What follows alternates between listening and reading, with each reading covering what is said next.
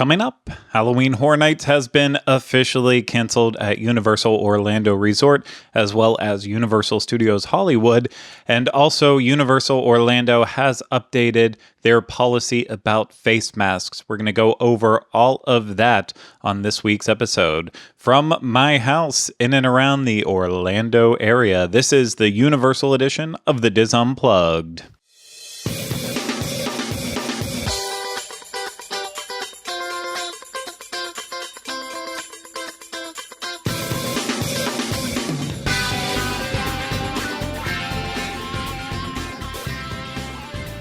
This is episode 268 of the Diz Unplugged Universal Edition.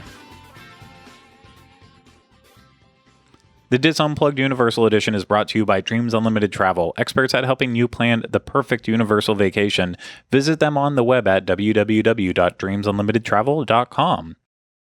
Hello, everyone. Welcome to this week's episode of the Diz Unplugged Universal Edition. I'm your host, Craig Williams, and once again, I am solo this week. No Rhino Clavin for you. I do apologize for that. Unfortunately, I'm having to record this kind of last second, even though I'm talking about news that has now been out for a little bit. When it came to actually planning this episode and getting it recorded, kind of pushing it right to the end here before I have to actually get it out and released. So, unfortunately, there just isn't enough time to get Rhino on the call too, and then cut it all together and put it out there. So he will be back, I promise. It's not like he's gone. He's clearly popping up in other videos. He released a really awesome video about his first experience back at Walt Disney World just a day or two ago on our channel as well too. So he is clearly visible, and I know we miss him talking about Universal right now, and we'll get him back in here real soon. I am so sorry though. He was supposed to be on this episode, but I waited till the last second, and now I am paying for it. And I mean, it really is payment, because when I do these with Rhino, at least I'm able to bounce back and forth if I need to take a drink of water or anything else. I can throw it over to him for a second, but when I do something like this, I end up getting into rambling mode, and then I don't have time to really stop and take a sip of water or do anything like that. So I actually miss him more than everyone else probably does. So let's try to kind of get to this, though, because right now this week's show is just going to be kind of news-based in a sense, because, well, there's a couple things to catch up on. And the big one, of course, as you heard in the cold opening, the official cancellation of Halloween Horror Nights 2020, which would have been the 30th anniversary of Halloween Horror Nights here in Orlando, Florida. Apologize for all those people who use Outlook. You did not get an email. I was the one who just got an email there if it picked up. Anyways, Halloween Horror Nights was officially canceled on Friday, and in a statement, Universal said, Universal Orlando Resort and Universal Studios Hollywood have made the difficult decision that is, to not hold Halloween Horror Nights events this year. Universal Orlando Resort will be focusing exclusively on operating its theme parks for daytime guests using the enhanced health and safety procedures already in place, and Universal Studios Hollywood continues to face ongoing business restrictions and uncertainty about its opening timetable, which, of course, that is definitely true for Hollywood. Their park isn't even open yet. Universal City Walk is open there, but their actual theme park, Universal Studios Hollywood, hasn't even opened yet. So, it kind of looking a little with Hollywood, it was definitely looking like that event wasn't actually going to be able to get off the ground, even if that park did open up, just because of, or even whatever was happening here in Orlando, because Hollywood doesn't seem like they're opening anytime soon.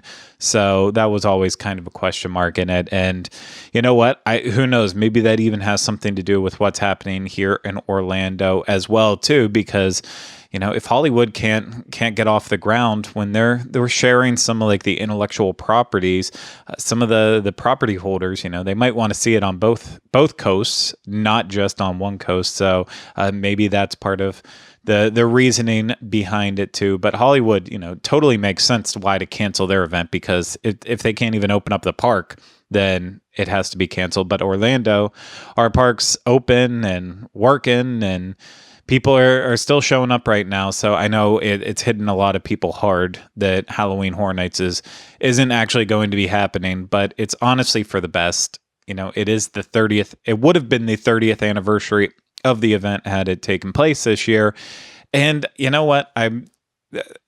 As much as I was looking forward to Halloween Horror Nights, and I was getting really excited for the possibility of this event happening just because I love that Halloween in my life. I'm actually really happy that it didn't end up happening here because, well, first off, and I'm going to sound selfish and a little bit strange here, but if Halloween Horror Nights would have been happening this year, in offering something like a frequent fear pass or any of the passes that they've offered before to let you go as many times as possible, I probably would have ended up buying it because it is a yearly tradition for me and it's something I look forward to do. And I love investing in it every single year. That we buy our frequent fear passes not even for work coverage. We buy it because it's an event that we enjoy and we want to go to in our spare time, not necessarily even covering Halloween Horror Nights for work. So it's something that I probably would have ended up buying, and then I would have ended up feeling obligated to go when it's something that I probably wouldn't end up going as much, and maybe only I'd maybe only actually go because I had the pass and I want to feel like I want to get my money's worth out of it. So I'm still like trying to really process a lot of that stuff that doesn't even matter at all. But I think the better reasonings with going down and not doing Halloween Horror Nights, it definitely would have been a not stunted, that's not the right word for it. It would have been, it could not have been the full experience that we know and love out of Halloween Horror Nights, whether they were putting up barriers in houses or how they were going to try to actually space out houses and make that work. Like there's nothing that could have been concretely done that would have made the event, in my opinion, to be worthy of actually being Halloween Horror Nights with the restrictions that are still in place. So ultimately, I'm happy that they've made the decision to not go ahead with it. And I'm sure I jumped around all over the place there with my thoughts, so I'm sure I missed something in there. But anyways, that's where I'm at with it. So they do plan on coming back for 2021, so that is definitely positive. And you know what? I'm hoping that 2021, we're not talking about this anymore, and it will be possible to have it happen. But right now, no details, dates, or anything for 2021 have been released yet, so I can't give you any updates on that. But as soon as something does come up with 2021, of course we will make sure that everyone knows.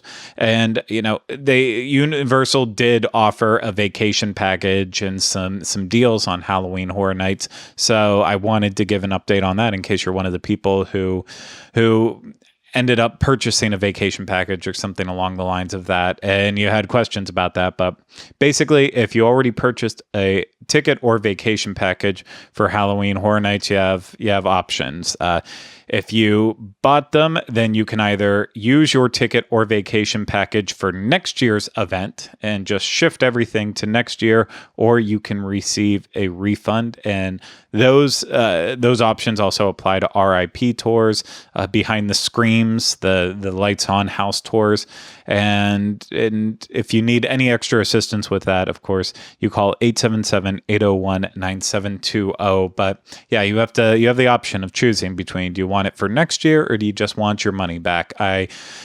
This one hand, I can see why you'd be like, just shift it to next year. It's already paid for, so I don't miss that money right now. But if you're in a tight spot, it is nice that you do have the option to be able to get your money back if you really want to. And this does also include the deal, the buy an event night, get a second event night free offer that was used. So you can also use that ticket for 2021 once all the dates and details are out there for that event. So it's really it's really flexible in terms of if you already had made plans and now you need to shift them. There's an option, easy option for everyone out there. So the other thing is too, if you purchased a vacation package with tickets to Halloween Horror Nights, can you still use it to visit Universal Orlando and receive a refund for just Halloween Horror Nights? And the answer to that, of course, is yes.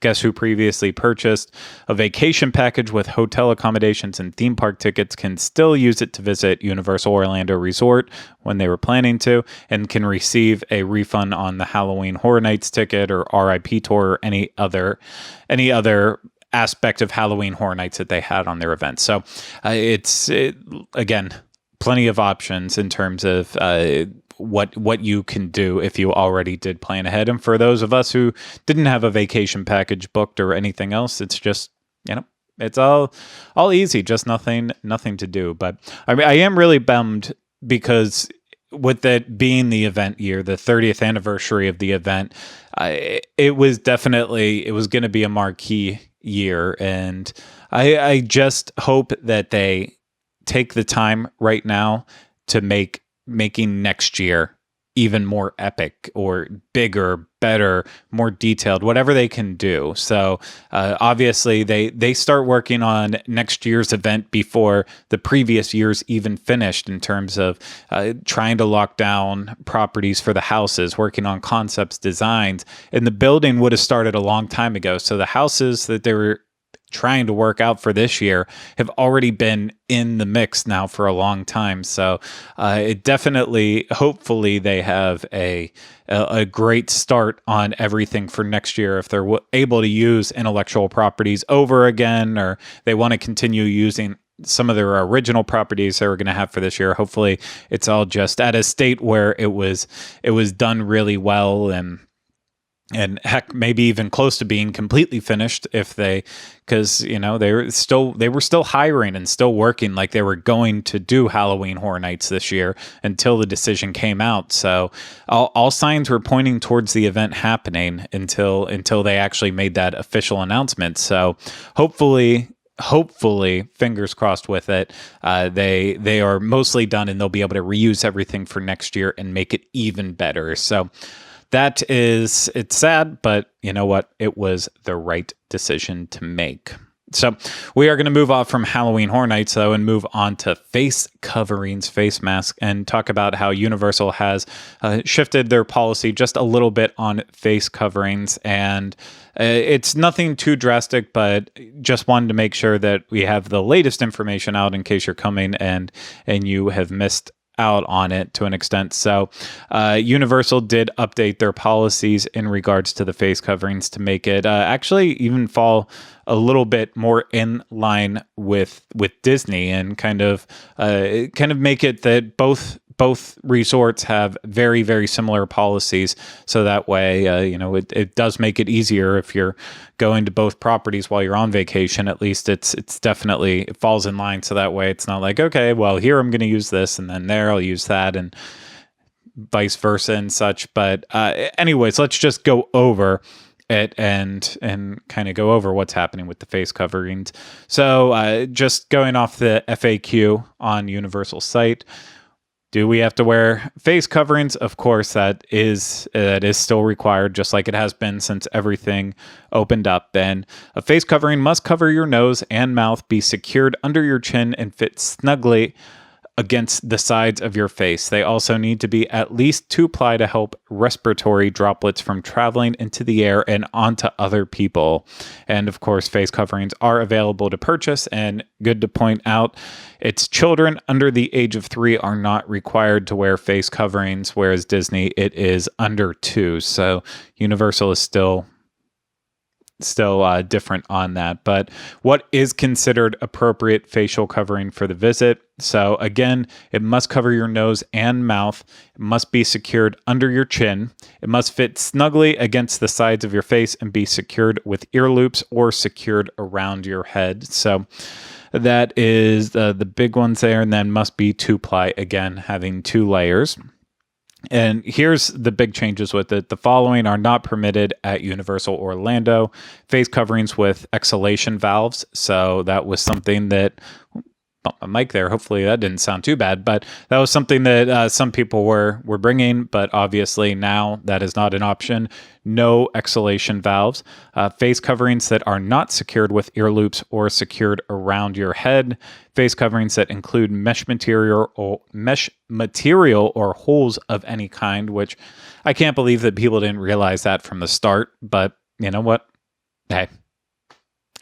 Some people are different. And then, of course, costume masks or veils per the costume guides, that you cannot have a costume when you're at Universal and blocking your face unsafely like that. So those policies, again, went into effect on Wednesday, July 22nd. So last week, and I haven't seen anyone really complain about that yet, but I'm sure there will. If there are any issues with it, there will still be updates to the actual policy, and even with this. So I believe the latest updates on gaiters, of course, the masks that are like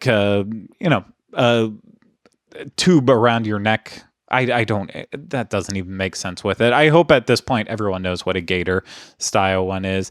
It's still being told that that's okay at Universal as long as it is 2-ply. So that is good to know. But of course, that could change at any time. And the other big part of this update that is important is that kind of in line with Disney too, Universal made the decision to say that with eating and drinking while you're at Universal, you must be in an actual active time.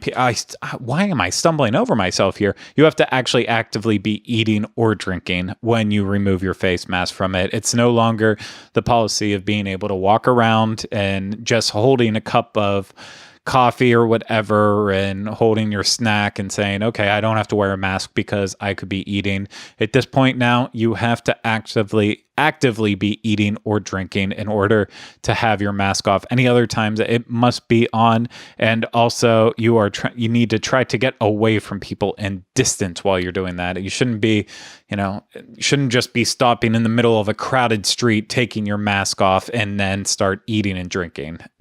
Find a table, find a distance place off the beaten path away from other people, then remove your face mask, eat, take your bite, take your drink, and then get on your way with it. So it's awesome. I'm glad that they updated their wording on it, because I know, a lot of people were trying to take advantage of that little bit of a loophole with being able to keep your mask off just because you were holding your item and you could be eating or drinking at any time. I'm happy that they decided to get a little bit stricter with it. I think it was absolutely a good call on that. So that's all the updates on there, and that's all the current news for Universal right now. And of course, we'll update you with more news as it comes out, and more interesting information as we move on here into the future. But that's it for this episode. So short, to the point, a little bit of me rambling, a little bit of me getting tongue-tied, and a little bit of me sounding confused at points. But that's a normal Craig scenario. Day of Craig. Yeah. All of that and more. So very cool. So if you need any extra information, of course, DizUnplugged.com. That's the home of our show notes page for this show and all the others on the Diz Unplugged podcast network. You can find links to our social media channels there and so much more. And if you're listening to this on Apple Music, Apple Podcasts, Spotify, Stitcher, or Google Play, then please subscribe and leave us ratings and reviews when possible. And if you are watching this on YouTube, please make sure you are subscribed to the Diz Unplugged on YouTube and hitting that bell so you get notified when we have new videos. And then also please leave us fun comments and questions, as well as hitting that thumbs up. And hey, share it all with a friend. If they're interested in Universal, Disney, whatever we do and cover, share it with a friend. That's all we ask. So thank you everyone so much for watching this and listening to this. I hope you enjoyed it, and I'll see you again next week with another episode of the Diz Unplugged Universal Edition. But until then, remember, we still haven't changed the name.